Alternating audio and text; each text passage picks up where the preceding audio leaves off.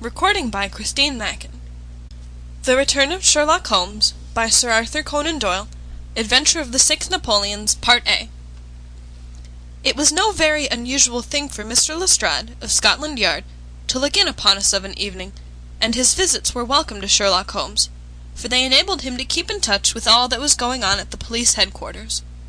In return for the news which Lestrade would bring, Holmes was always ready to listen with attention to the details of any case upon which the detective was engaged, and was able occasionally, without any active interference, to give some hint or suggestion drawn from his own vast knowledge and experience.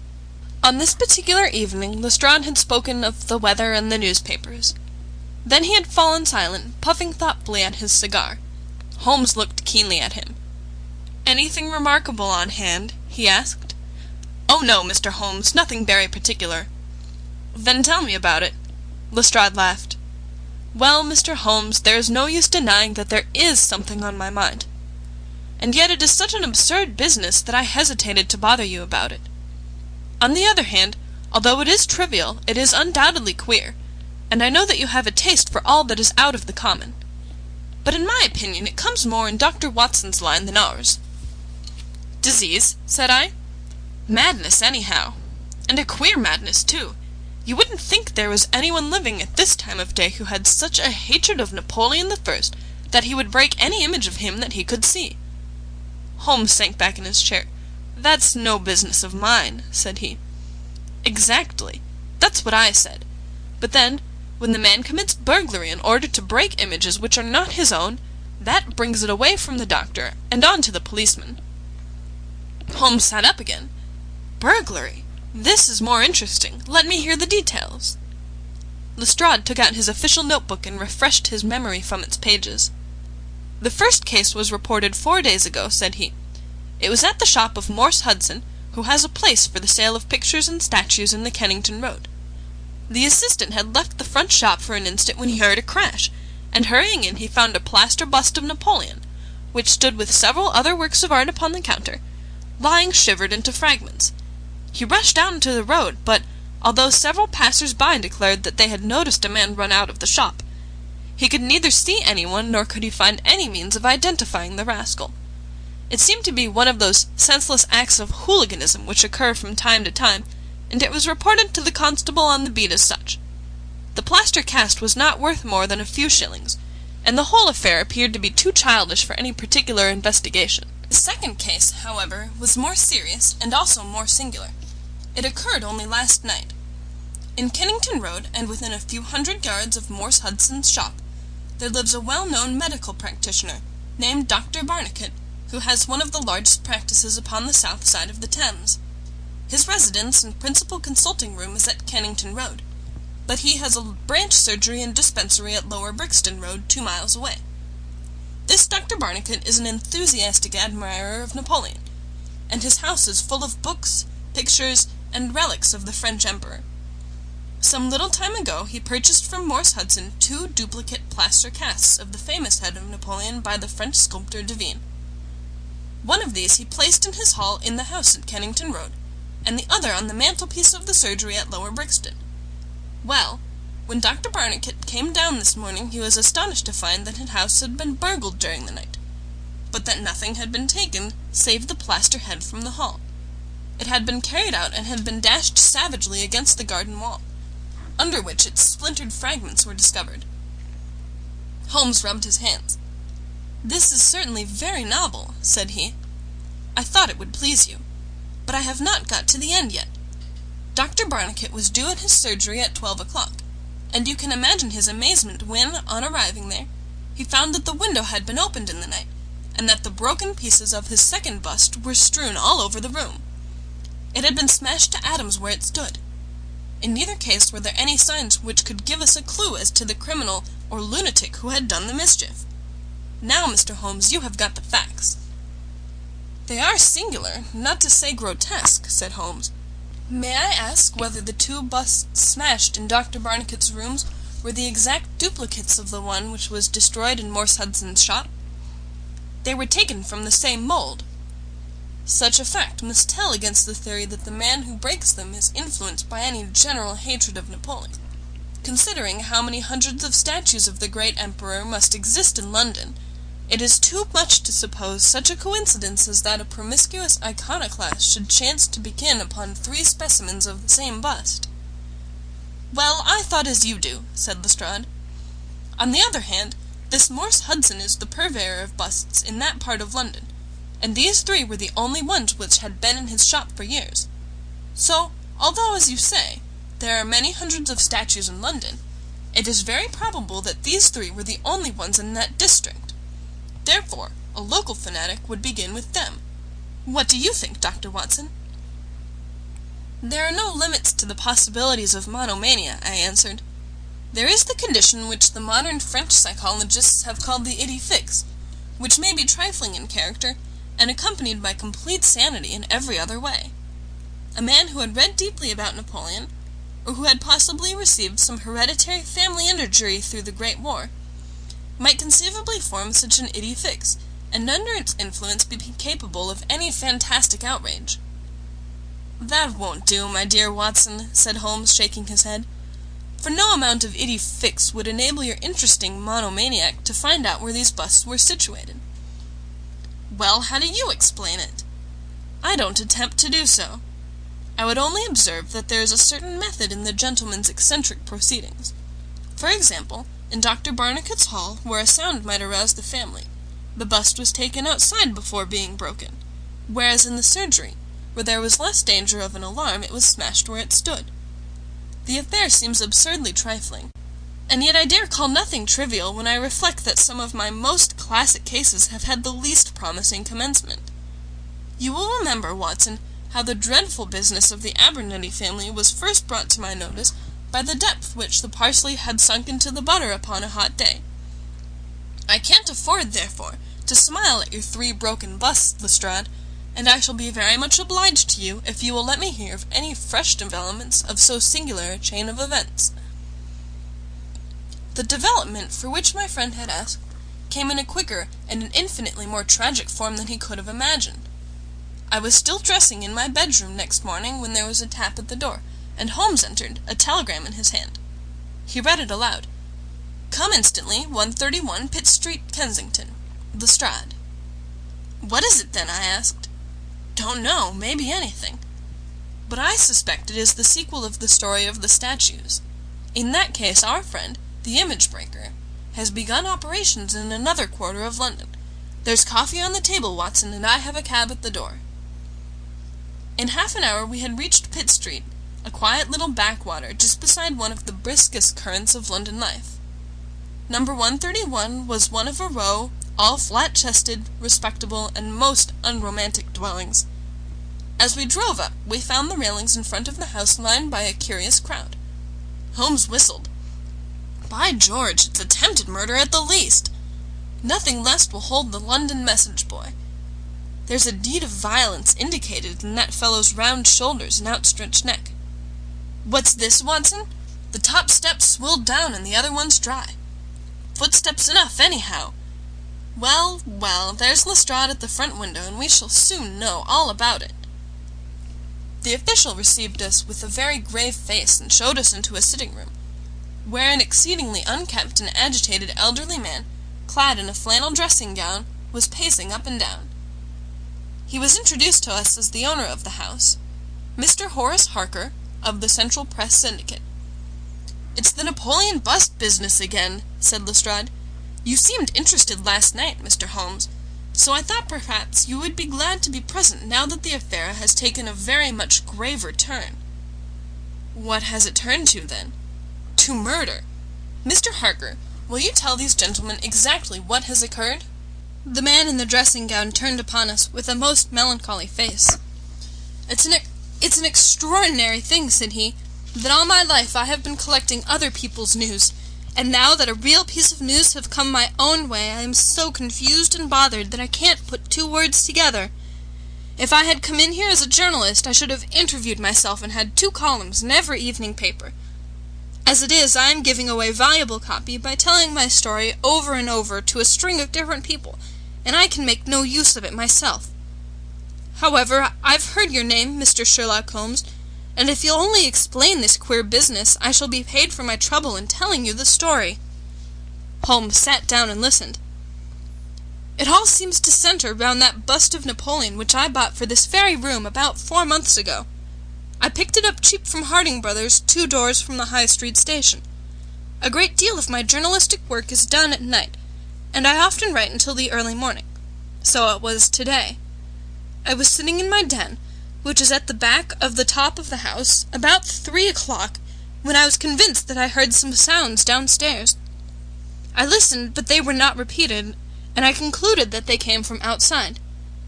Then suddenly, about 5 minutes later, there came a most horrible yell, the most dreadful sound, Mr. Holmes, that ever I heard. It will ring in my ears as long as I live. I sat frozen with horror for a minute or two. Then I seized the poker and went downstairs. When I entered this room, I found the window wide open, and I at once observed that the bust was gone from the mantelpiece. Why any burglar should take such a thing passes my understanding, for it was only a plaster cast, and of no real value whatever. You can see for yourself that anyone going out that open window could reach the front doorstep by taking a long stride. This was clearly what the burglar had done, so I went round and opened the door. Stepping out into the dark, I nearly fell over a dead man who was lying there. I ran back for a light, and there was the poor fellow, a great gash in his throat, and the whole place swimming in blood. He lay on his back, his knees drawn up, and his mouth horribly open. I shall see him in my dreams. I just had time to blow on my police whistle, and then I must have fainted, for I knew nothing more until I found the policeman standing over me in the hall." "Well, who was the murdered man?" asked Holmes. "There's nothing to show who he was," said Lestrade. "You shall see the body at the mortuary, but we have made nothing of it up to now. He is a tall man, sunburned, very powerful, not more than 30. He is poorly dressed, and yet does not appear to be a laborer. A horn-handled clasp knife was lying in a pool of blood beside him. Whether it was the weapon which did the deed, or whether it belonged to the dead man, I do not know. There was no name on his clothing, and nothing in his pockets save an apple, some string, a shilling map of London, and a photograph. Here it is. It was evidently taken by snapshot from a small camera. It represented an alert, sharp-featured simian man with thick eyebrows, and a very peculiar projection of the lower part of the face, like the muzzle of a baboon." "And what became of the bust?" asked Holmes, after a very careful study of this picture. "We had news of it just before you came. It has been found in the front garden of an empty house in Camden House Road. It was broken into fragments. I am going round now to see it. Will you come?" "Certainly. I must just take one look round." He examined the carpet and the window. "The fellow had either very long legs or was a most active man," said he. "With an area beneath, it was no mean feat to reach that window ledge and open that window. Getting back was comparatively simple. Are you coming with us to see the remains of your bust, Mr. Harker?" The disconsolate journalist had seated himself at a writing table. "I must try and make something of it," said he, "though I have no doubt that the first edition of the evening papers are out already with full details. It's like my luck. You remember when the Stand fell at Doncaster? Well, I was the only journalist in the Stand, and my journal the only one that had no account of it, for I was too shaken to write it. And now I'll be too late, with a murder done on my own doorstep." As we left the room, we heard his pen travelling shrilly over the fool's cap. The spot where the fragments of the bust had been found was only a few hundred yards away. For the first time our eyes rested upon the presentiment of the great emperor, which seemed to raise such frantic and destructive hatred in the mind of the unknown. It lay scattered in splintered shards upon the grass. Holmes picked up several of them and examined them carefully. I was convinced from his intent face and his purposeful manner that at last he was upon a clue. "Well?" asked Lestrade. Holmes shrugged his shoulders. "We have a long way to go yet," said he. And yet, well, we have some suggestive facts to act upon. The possession of this trifling bust was worth more in the eyes of this strange criminal than a human life. That is one point. Then there is the singular fact that he did not break it in the house, or immediately outside the house, if to break it was his sole object. He was rattled and bustled by meeting this other fellow. He hardly knew what he was doing. Well, that's likely enough, but I wish to call your attention very particularly to the position of this house in the garden of which the bust was destroyed." Lestrade looked about him. It was an empty house, and so he knew that he would not be disturbed in the garden. "Yes, but there is another empty house farther up the street which he must have passed before he came to this one. Why did he not break it there, since it is evident that every yard that he carried it increased the risk of someone meeting him?" "I give it up," said Lestrade. "Holmes pointed to the street lamp above our heads. He could see what he was doing here, and he could not there. That was his reason." "By Jove, that's true," said the detective. "Now that I come to think of it, Dr. Barnicot's bust was broken not far from his red lamp. Well, Mr. Holmes, what are we to do with that fact?" "To remember it, to docket it. We may come upon something later which will bear upon it. What steps do you propose to take now, Lestrade?" "The most practical way of getting at it, in my opinion, is to identify the dead man. There should be no difficulty about that. When we have found who he is and who his associates are, we should have a good start in learning what he was doing in Pitt Street last night, and who it was who met him and killed him on the doorstep of Mr. Horace Harker. Don't you think so?" "No doubt, and yet it is not quite the way in which I should approach the case." "What would you do, then?"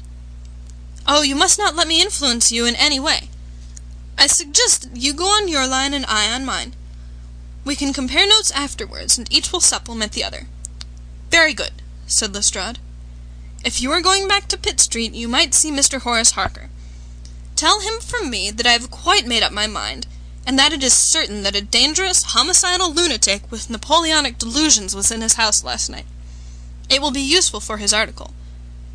Lestrade stared. "You don't seriously believe that?" Holmes smiled. "Don't I?" "Well, perhaps I don't. But I am sure that it will interest Mr. Horace Harker and the subscribers of the Central Press Syndicate. Now, Watson, I think that we shall find that we have a long and rather complex day's work before us. I should be glad, Lestrade, if you could make it convenient to meet us at Baker Street at 6 o'clock this evening. Until then, I should like to keep this photograph found in the dead man's pocket. It is possible that I may have to ask your company and assistance upon a small expedition which will have to be undertaken tonight, if my chain of reasoning should prove to be correct. Until then, goodbye and good luck." End of The Adventure of the Six Napoleons, Part A. Part B. Sherlock Holmes and I walked together to the High Street, where he stopped at the shop of Harding Brothers, whence the bust had been purchased. A young assistant informed us that Mr. Harding would be absent until afternoon, and that he himself was a newcomer who could give us no information. Holmes's face showed his disappointment and annoyance. "Well, well, we can't expect to have it all our own way, Watson," he said at last. "We must come back in the afternoon if Mr. Harding will not be here until then. I am, as you have no doubt surmised, endeavoring to trace these busts to their source, in order to find if there is not something peculiar which may account for their remarkable fate. Let us make for Mr. Morse Hudson, of the Kennington Road, and see if he can throw any light upon the problem." A drive of an hour brought us to the picture dealer's establishment. He was a small, stout man, with a red face and a peppery manner. "Yes, sir, on my very counter, sir," said he. "What we pay rates and taxes for I don't know, when any ruffian can come in and break one's goods. Yes, sir, it was I who sold Dr. Barnicot his 2 statues. Disgraceful, sir. A nihilist plot, that's what I make it. No one but an anarchist would go about breaking statues. Red Republicans, that's what I call 'em. Who did I get the statues from? I don't see what that has to do with it. Well, if you really want to know, I got them from Gelder and Company in Church Street, Stepney. They're a well-known house in the trade, and have been this 20 years. How many had I? 3. 2 and 1 are 3. 2 of Dr. Barnicot's and 1 smashed in broad daylight on my own counter. Do I know that photograph? No, I don't. Yes, I do, though. Why, it's Beppo. He was a kind of Italian piecework man who made himself useful in the shop. He could carve a bit, and gild and frame and do odd jobs. The fellow left me last week, and I've heard nothing of him since. No, I don't know where he came from, nor where he went to. I have nothing against him while he was here. He was gone 2 days before the bust was smashed." "Well, that's all we could reasonably expect to get from Morse Hudson," said Holmes as we emerged from the shop. "We have this Beppo as a common factor, both in Kennington and in Kensington, so that is worth a 10-mile drive. Now, Watson, Let us make for Gelder and Company, of Stepney, the source and origin of the busts. I shall be surprised if we don't get some help down there." In rapid succession we passed through the fringe of fashionable London, hotel London, theatrical London, literary London, commercial London, and, finally, maritime London, till we came to a riverside city of 100,000 souls, where the tenement houses swelter and reek with the outcasts of Europe. Here, in a broad thoroughfare, once the abode of wealthy city merchants, we found the sculpture works for which we searched. Outside was a considerable yard full of monumental masonry. Inside was a large room in which 50 workers were carving or moulding. The manager, a big blond German, received us civilly and gave a clear answer to all Holmes's questions. A reference to his books showed that hundreds of casts had been taken from a marble copy of Devine's head of Napoleon, but that the 3 which had been sent to Morse Hudson a year or so before had been half of a batch of 6, the other 3 being sent to Harding Brothers of Kensington. There was no reason why those 6 should be different to any of the other casts. He could suggest no possible cause why anyone should wish to destroy them. In fact, he laughed at the idea. The wholesale price was 6 shillings, but the retailer got 12 or more. The cast was taken in 2 moulds from each side of the face, and then these 2 profiles of plaster of Paris were joined together to make the complete bust. The work was usually done by Italians in the room we were in. When finished, the busts were put on a table in the passage to dry, and afterwards stored. That was all he could tell us. But the production of the photograph had a remarkable effect upon the manager. His face flushed with anger, and his brows knotted over his blue Teutonic eyes. "Ah, the rascal!" he cried. "Yes, indeed, I know him very well. This has always been a respectable establishment, and the only time that we have ever had the police in it was over this very fellow. It was more than a year ago now. He knifed another Italian in the street, and then he came into the works with the police on his heels, and he was taken here. Beppo was his name. His second name I never knew. Served me right for engaging a man with such a face.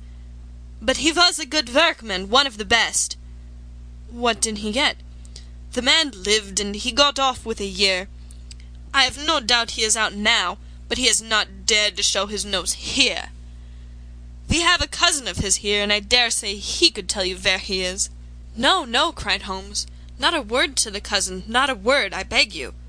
The matter is very important, and the farther I go with it, the more important it seems to grow. When you referred in your ledger to the sale of those casts, I observed that the date was June 3rd of last year. Could you give me the date when Beppo was arrested?" "I could tell you roughly by the pay list," the manager answered. "Yes," he continued, after some turning over of pages. "He was paid last on May 20th. "Thank you," said Holmes. "I don't think that I need intrude upon your time and patience any more." With a last word of caution that he should say nothing as to our researches, we turned our faces westward once more. The afternoon was far advanced before we were able to snatch a hasty luncheon at a restaurant. A newsbill at the entrance announced, "Kensington outraged, murder by a madman," and the contents of the paper showed that Mr. Horace Harker had got his account into print after all. 2 columns were occupied with a highly sensational and flowery rendering of the whole incident. Holmes propped it against the cruet stand and read it while he ate. Once or twice he chuckled. "This is all right, Watson," said he. "Listen to this. It is satisfactory to know that there can be no difference of opinion upon this case, since Mr. Lestrade, one of the most experienced members of the official force, and Mr. Sherlock Holmes, the well-known consulting expert, have each come to the conclusion that the grotesque series of incidents, which have ended in so tragic a fashion, arrive from lunacy rather than from deliberate crime. No explanation save mental aberration can cover the facts.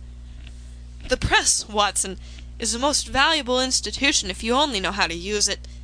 And now, if you have quite finished, we will hark back to Kensington and see what the manager of Harding Brothers has to say to the matter."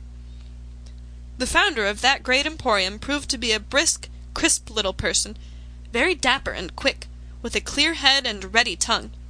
"Yes, sir, I've already read the account in the evening papers. Mr. Horace Harker is a customer of ours. We supplied him with the bust some months ago.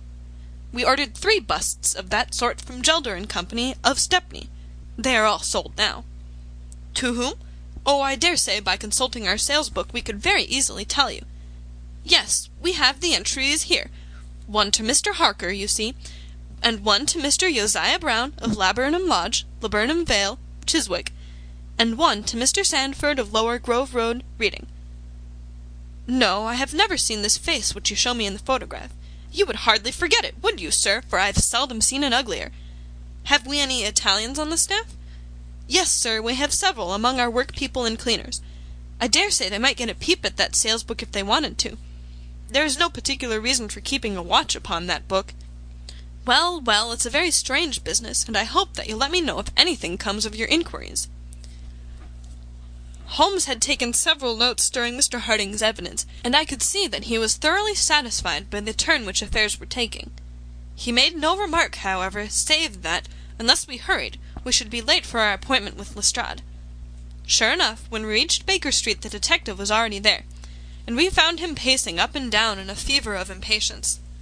His look of importance showed that his day's work had not been in vain.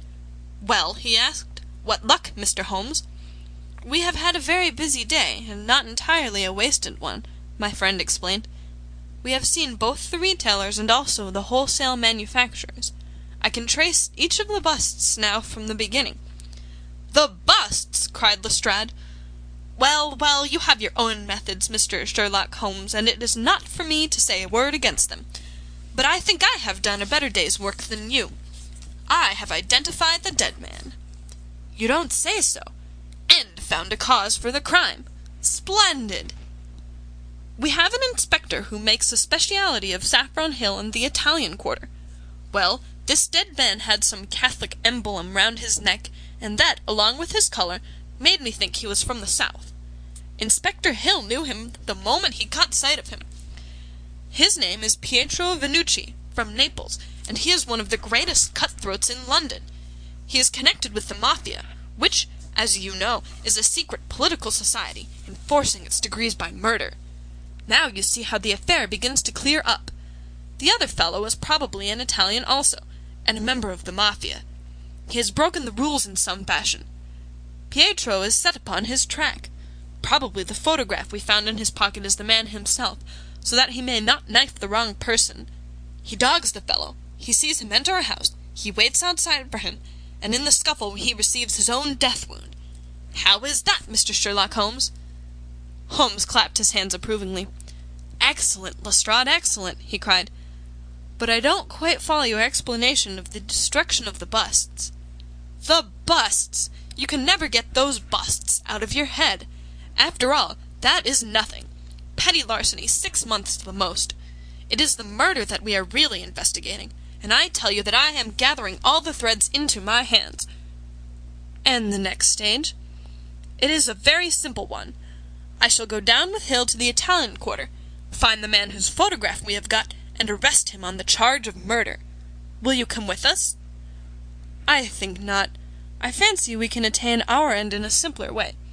I can't say for certain, because it all depends. Well, it all depends upon a factor which is completely outside our control. But I have great hopes. In fact, the betting is exactly 2 to 1, that if you will come with us tonight I shall be able to help you lay him by the heels." "In the Italian quarter?"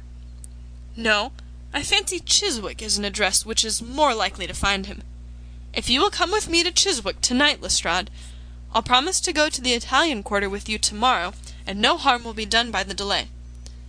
And now I think that a few hours' sleep would do us all good, for I do not propose to leave before 11 o'clock, and it is unlikely that we shall be back before morning.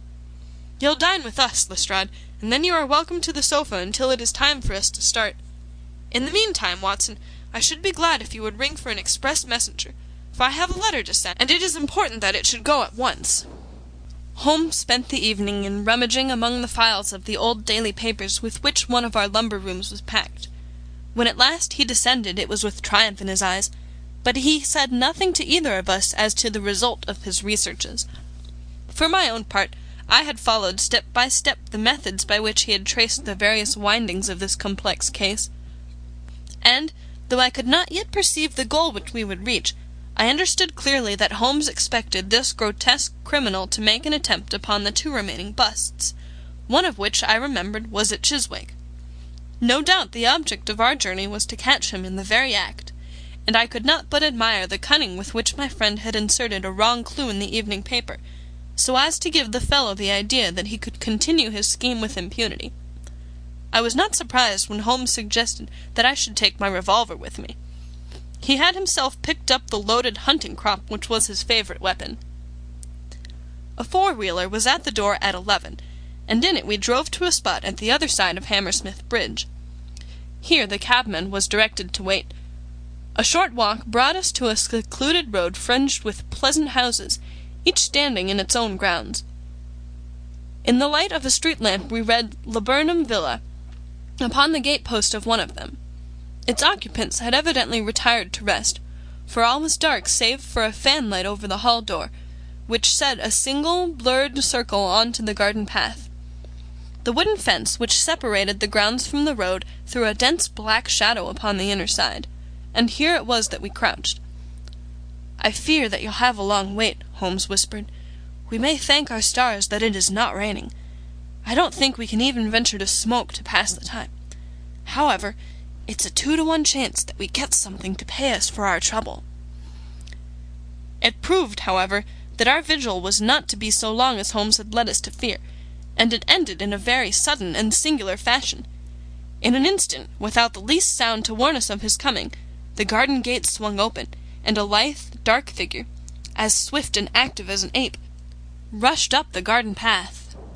We saw it whisk past the light thrown from over the door and disappear against the black shadow of the house. There was a long pause, during which we held our breath, and then a very gentle creaking sound came to our ears.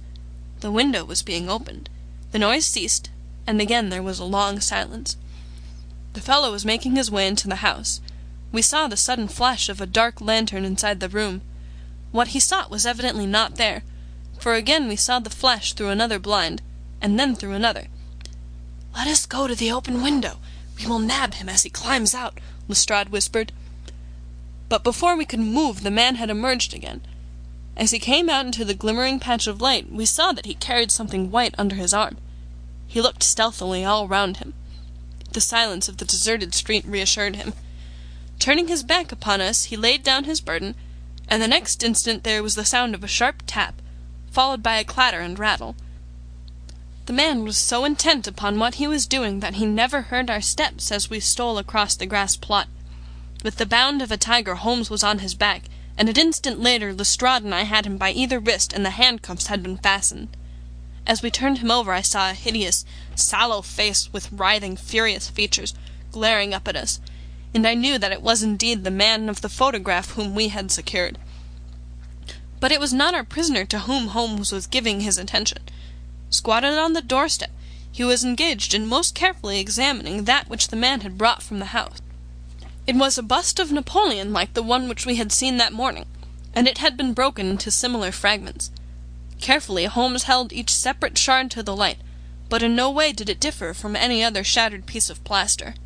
He had just completed his examination when the hall lights flew up, the door opened, and the owner of the house, a jovial, rotund figure in shirt and trousers, presented himself. "Mr. Josiah Brown, I suppose?" said Holmes. "Yes, sir, and you, no doubt, are Mr. Sherlock Holmes? I had the note which you sent by the express messenger, and I did exactly what you told me. We locked every door on the inside and awaited developments. Well, I'm very glad to see that you have got the rascal. I hope, gentlemen, that you will come in and have some refreshment." However, Lestrade was anxious to get his man into safe quarters, and so within a few minutes our cab had been summoned, and we were all four upon our way to London. Not a word would our captive say, but he glared at us from the shadow of his matted hair, and once, when my hand seemed within his reach, he snapped at it like a hungry wolf.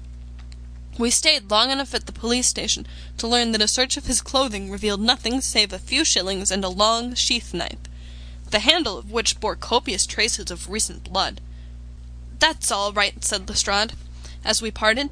"Hill knows all these gentry, and he will give a name to him. You'll find that my theory of the Mafia will work out all right. But I'm sure I am exceedingly obliged to you, Mr. Holmes, for the workmanlike way in which you laid hands upon him. I don't quite understand it all yet." "I fear it is rather too late an hour for explanations," said Holmes. "Besides, there are one or two details which are not finished off, and it is one of those cases which are worth working out to the very end. If you will come round once more to my rooms at 6 o'clock tomorrow, I think I shall be able to show you that even now you have not grasped the entire meaning of this business, which presents some features which make it absolutely original in the history of crime. If ever I permit you to chronicle any more of my little problems, Watson, I foresee that you will enliven your pages by an account of the singular adventure of the Napoleonic busts." When we met again next evening, Lestrade was furnished with much information concerning our prisoner. His name, it appeared, was Beppo, second name unknown. He was a well-known ne'er-do-well among the Italian colony. He had once been a skilful sculptor and had earned an honest living, but he had taken to evil courses and had twice already been in jail, once for a petty theft, and once, as we had already heard, for stabbing a fellow countryman. He could talk English perfectly well. His reasons for destroying the busts were still unknown, and he refused to answer any questions upon the subject.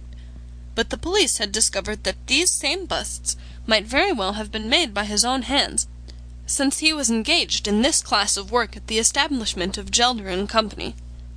To all this information, much of which we already knew, Holmes listened with polite attention, but I, who knew him so well, could clearly see that his thoughts were elsewhere, and I detected a mixture of mingled uneasiness and expectation beneath that mask which he was wont to assume. At last he started in his chair and his eyes brightened. There had been a ring at the bell. A minute later we heard steps upon the stairs, and an elderly, red-faced man with grizzled side whiskers was ushered in. In his right hand he carried an old-fashioned carpet-bag, which he placed upon the table. "Is Mr. Sherlock Holmes here?" My friend bowed and smiled. "Mr. Sandford of Reading, I suppose," said he. "Yes, sir, I fear that I am a little late, but the trains were awkward. You wrote to me about a bust that is in my possession?" "Exactly." "I have your letter here. You said, 'I desire to possess a copy of Devine's Napoleon, and am prepared to pay you £10 for the one which is in your possession.' Is that right?" "Certainly." "I was very much surprised at your letter, for I could not imagine how you knew that I owned such a thing." "Of course you must have been surprised, but the explanation is very simple. Mr. Harding, of Harding Brothers, said that they had sold you their last copy, and he gave me your address." "Oh, that was it, was it? Did he tell you what I paid for it?" "No, he did not." "Well, I'm an honest man, though not a very rich one. I only gave 15 shillings for the bust, and I think you ought to know that before I take £10 from you." "I am sure the scruple does you honour, Mr. Sandford, but I have named that price, and so I intend to stick to it." "Well, it is very handsome of you, Mr. Holmes. I brought the bust up with me as you asked me to do. Here it is." He opened his bag, and at last we saw placed upon our table a complete specimen of that bust which we had already seen more than once in fragments. Holmes took a paper from his pocket and laid a £10 note upon the table. "You will kindly sign that paper, Mr. Sandford, in the presence of these witnesses. It is simply to say that you transfer every possible right that you ever had in the bust to me. I am a methodical man, you see, and you never know what turn events might take afterwards. Thank you, Mr. Sandford. Here's your money, and I wish you a very good evening." When our visitor had disappeared, Sherlock Holmes's movements were such as to rivet our attention. He began by taking a clean white cloth from a drawer and laying it over the table. Then he placed his newly acquired bust in the centre of the cloth. Finally, he picked up his hunting crop and struck Napoleon a sharp blow on the top of the head. The figure broke into fragments, and Holmes bent eagerly over the shattered remains. Next instant, with a loud shout of triumph, he held up one splinter, in which a round, dark object was fixed like a plum in a pudding. "Gentlemen," he cried, "let me introduce you to the famous Black Pearl of the Borgias." Lestrade and I sat silent for a moment, and then, with a spontaneous impulse, we both broke out clapping as at the well-wrought crisis of a play. A flush of color sprang to Holmes's pale cheeks, and he bowed to us like the master dramatist who receives the homage of his audience. It was at such moments that for an instant he ceased to be a reasoning machine, and betrayed his human love for admiration and applause. The same singularly proud and reserved nature which turned away with disdain from popular notoriety was capable of being moved to its depths by a spontaneous wonder and praise from a friend. "Yes, gentlemen," said he, "it is the most famous pearl now existing in the world, and it has been my good fortune, by a connected chain of inductive reasoning, to trace it from the Prince of Colonna's bedroom at the Docra Hotel, where it was lost, to the interior of this, the last of the 6 busts of Napoleon, which were manufactured by Gelder and Company, of Stepney. You will remember, Lestrade, the sensation caused by the disappearance of this valuable jewel, and the vain efforts of the London police to recover it. I was myself consulted upon the case, but I was unable to throw any light upon it. Suspicion fell upon the maid of the princess, who was an Italian, and it was proved that she had a brother in London. But we failed to trace any connection between them. The maid's name was Lucretia Venucci, and there is no doubt in my mind that this Pietro who was murdered 2 nights ago was the brother. I have been looking up the dates in the old files of the paper, and I find that the disappearance of the pearl was exactly 2 days before the arrest of Beppo for some crime of violence, an event which took place in the factory of Gelder and Company at the very moment when these busts were being made. Now you clearly see the sequence of events, though you see them, of course, in the inverse order to the way in which they presented themselves to me. Beppo had the pearl in his possession. He may have stolen it from Pietro, he may have been Pietro's confederate, he may have been the go-between of Pietro and his sister. It is of no consequence to us which is the correct solution. The main fact is that he had the pearl, and at that moment, when it was on his person, he was pursued by the police.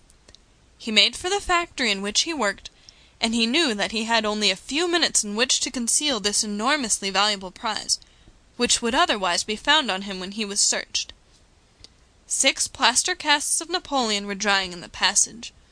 One of them was still soft. In an instant Beppo, a skilful workman, made a small hole in the wet plaster, dropped in the pearl, and with a few touches covered over the aperture once more. It was an admirable hiding-place. No one could possibly find it. But Beppo was condemned to a year's imprisonment, and in the meanwhile his 6 busts were scattered over London. He could not tell which contained his treasure. Only by breaking them could he see. Even shaking would tell him nothing, for as the plaster was wet it was probable that the pearl would adhere to it, as in fact it has done. Beppo did not despair, and he conducted his search with considerable ingenuity and perseverance. Through a cousin who works with Gelder, he found out the retail firms who had bought the busts. He managed to find employment with Morse Hudson, and in that way tracked down 3 of them. The pearl was not there. Then, with the help of some Italian employee, he succeeded in finding out where the other 3 busts had gone. The first was at Harker's. There he was dogged by his confederate, who held Beppo responsible for the loss of the pearl, and he stabbed him in the scuffle which followed. If he was his confederate, why should he carry his photograph? I asked. As a means of tracking him if he wished to inquire about him from any third person. That was the obvious reason. Well, after the murder I calculated that Beppo would probably hurry rather than delay his movements. He would fear that the police would read his secret, and so he hastened on before they should get ahead of him. Of course, I could not say that he had not found the pearl in Harker's bust. I had not even concluded for certain that it was the pearl. But it was evident to me that he was looking for something, since he carried the bust past the other houses in order to break it in the garden which had a lamp overlooking it. Since Harker's bust was 1 in 3, the chances were exactly as I told you, 2 to 1 against the pearl being inside it. There remained 2 busts, and it was obvious that he would go for the London one first. I warned the inmates of the house, so as to avoid a second tragedy, and we went down with the happiest results.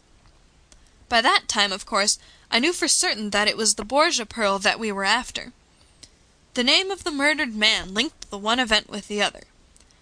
There only remained a single bust, the reading one, and the pearl must be there. I bought it in your presence from the owner, and there it lies." We sat in silence for a moment. "Well," said Lestrade, "I've seen you handle a good many cases, Mr. Holmes, but I don't know that I ever knew a more workmanlike one than that. We're not jealous of you at Scotland Yard. No, sir, we are very proud of you, and if you come down tomorrow there's not a man, from the oldest inspector to the youngest constable, who wouldn't be glad to shake you by the hand." "Thank you," said Holmes. "Thank you." And as he turned away it seemed to me that he was more nearly moved by the softer human emotions than I had ever seen him. A moment later he was the cold and practical thinker once more. "Put the pearl in the safe, Watson," said he, "and get out the papers of the Conk Singleton forgery case. Good-bye, Lestrade.